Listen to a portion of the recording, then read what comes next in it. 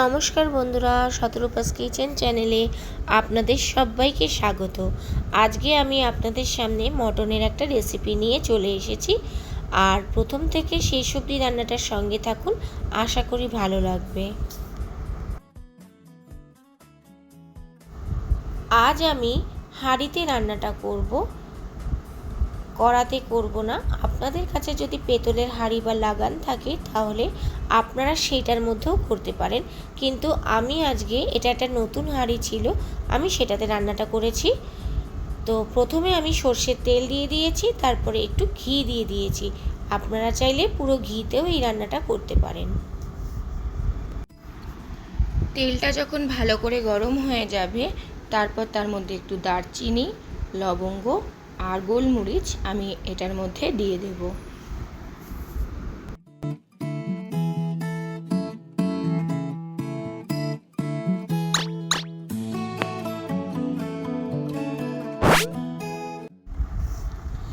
এইবারে একটু কয়েকটা তেজপাতা আমি ওই তেলের মধ্যেই দিয়ে দিলাম।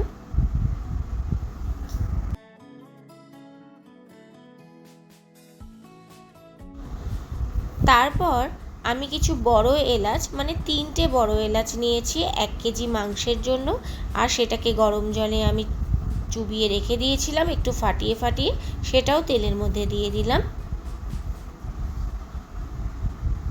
এবার এগুলোকে ভালো করে আমি একটু গরম তেলে নাড়াচাড়া করে নেব, যতক্ষণ না একটু ভালো স্মেল ছেড়ে আসে।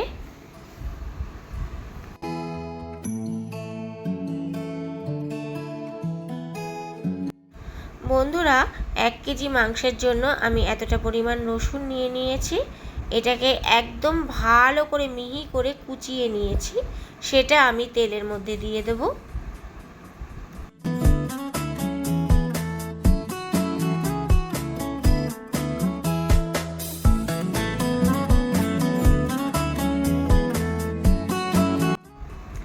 ভালো করে নাড়াচাড়া করে এটাকে লালচে লালচে অবধি হওয়া অবধি ভাজবো। এদিকে আমি মটনের পিসগুলো এরকম পর্যায়ে নিয়ে নিয়েছি। আপনারা চাইলে একটু চাপের মাংসও আনতে পারেন পাঁজরের পাশ থেকে। আমি রেয়াজি খাসির এরকম একটু চর্বি চর্বিওয়ালা মাংস নিয়ে নিয়েছি, কারণ আমরা এরকম একটু পছন্দ করি। তো এখানে 1 কেজি মাটন আছে।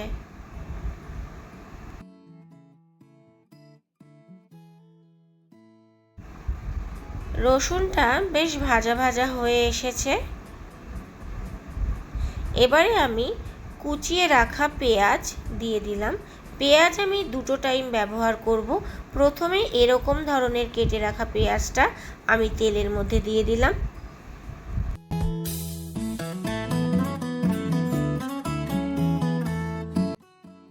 পেঁয়াজটাকে একটু লালচে করে ভেজে নেব।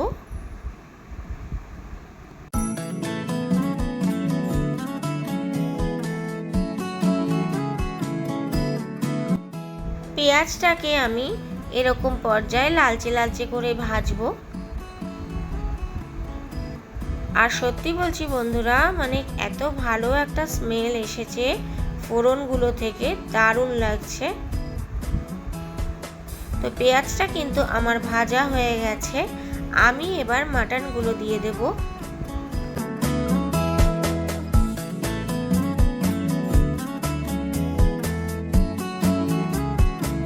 মাটনের আমি অনেকগুলো রেসিপিই আমার চ্যানেলে ছেড়েছি, কিন্তু এই মাটনের রেসিপিটা কিন্তু আমি একদম নতুন স্টাইলে আপনাদের সামনে শেয়ার করলাম। আশা করি আপনাদের সত্যিই খুব ভালো লাগবে।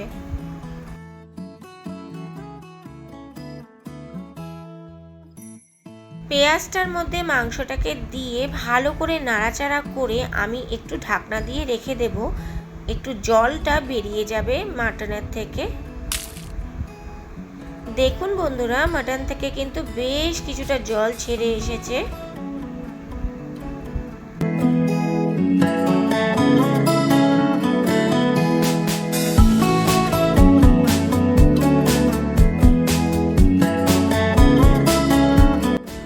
এবারে আমি দিয়ে দিলাম আদাটাকে মিক্সিতে একটু মানে কোনো রকম একটু কুড়িয়ে নেওয়ার মতন করে করেছি, একেবারে কিন্তু মিহি করে বাটা নয়।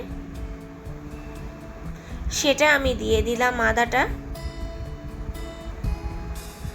দিয়ে দেব স্বাদ মতো নুন। প্রথমে কিন্তু আমি মাটনটাকে দিয়ে ঢাকনা দিয়ে রেখেছিলাম এই কারণে যে মাটনের থেকে যতটা পরিমাণ জল সেটা বেরিয়ে যাওয়ার জন্য। দিয়ে দিলাম একটু জিরের গুঁড়ো,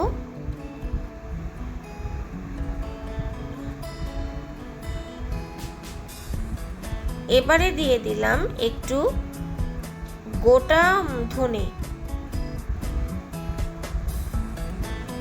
দিয়ে দেব গোটা জিরে,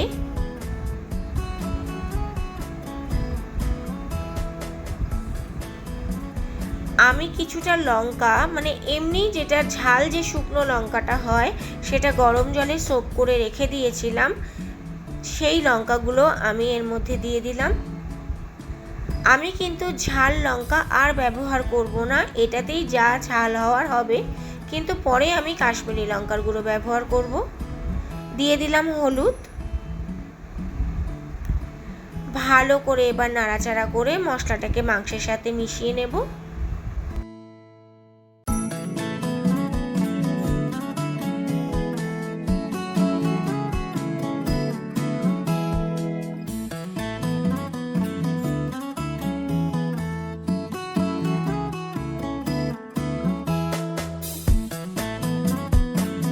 ভালো করে নাড়াচাড়া করে আমি একটু আবার ঢাকনা দিয়ে দিলাম। তো বেশ কিছুক্ষণ পরে আবার ঢাকনাটা দেখুন তুলে দেখলাম যে এরকম পর্যায়ে হয়েছে, কতটা সুন্দর তেল ছেড়েছে, মাংসের কালারটাও কিন্তু চেঞ্জ হয়ে এসেছে।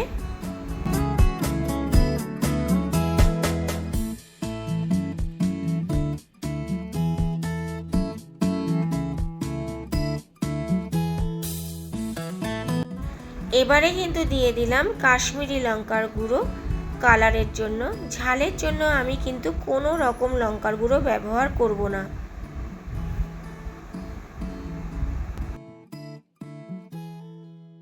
এবারে দিয়ে দিলাম বড় বড় করে কেটে রাখা পেঁয়াজ।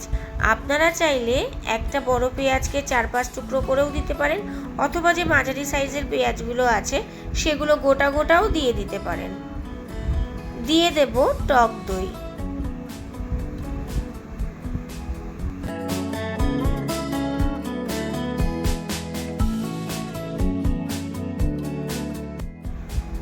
ভালো করে এবার টক দই আর কাশ্মীরি লঙ্কার গুঁড়োটাকে মাংসের সাথে ভালো করে মিশিয়ে নেব নাড়াচাড়া করে।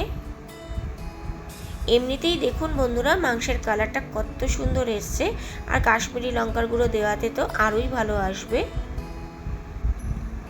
ভালো করে টক দইটাকে মাংসের সাথে মিশিয়ে নিলাম।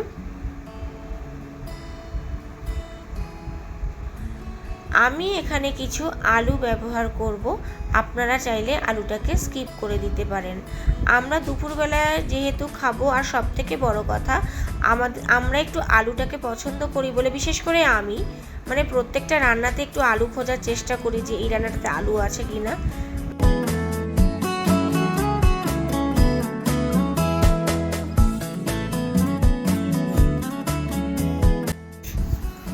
মাঝে মাঝেই ঢাকনাটা তুলে আমি এইভাবে নাড়াচাড়া করে দিচ্ছি। কালারটা দেখুন কত সুন্দর এসেছে।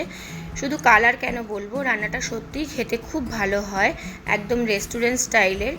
আর এটা একটু ঝাল ঝালও হয় খেতে। আমি কিন্তু ঝাল লঙ্কা এর মধ্যে ব্যবহার একদমই করিনি, শুধু ওই গোটা যে লঙ্কাগুলো আমি সোক করে রেখেছিলাম গরম জলে, আমি কিন্তু সেটাই শুধু ব্যবহার করেছি। আর কালারের জন্য কাশ্মীরি লঙ্কার গুঁড়ো।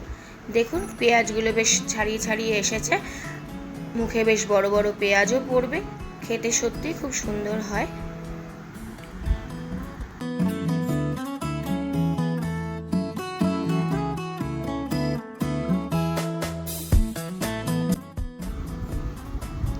এতক্ষণ ধরে মাংসটাকে জল ছাড়া কষানোর পরে এবার আমি একটু জল ব্যবহার করলাম।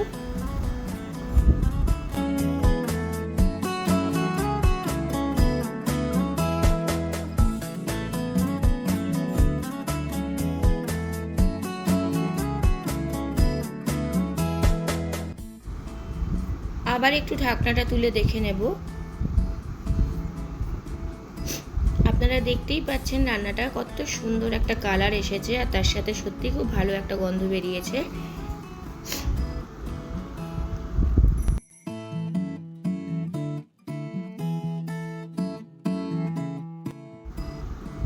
রান্নাটা কিন্তু আমার তৈরি হয়ে গেছে। আলুগুলোও সেদ্ধ হয়ে গেছে। এটা একেবারে খুব বেশিও গ্রেভি হবে না, আর খুব বেশি মাখাও হবে না, এরকম পর্যায়ে আমি মাংসটাকে রাখবো।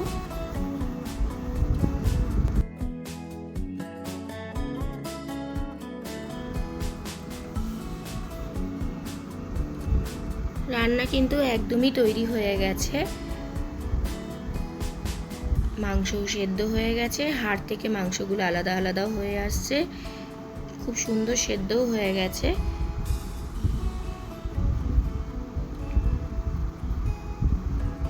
আলুটাকেও আপনাদের সামনে দেখিয়ে দিলাম বন্ধুরা, আলুও খুব সুন্দর সেদ্ধ হয়ে গেছে।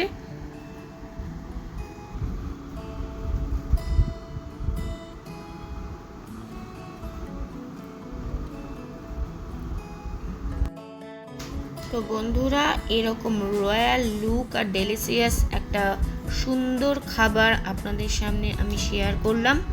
ভিডিওটা ভালো লাগলে অবশ্যই একটা লাইক করে দেবেন, আর নতুন যারা আমার ভিডিও দেখছেন তারা সাবস্ক্রাইব করে দেবেন।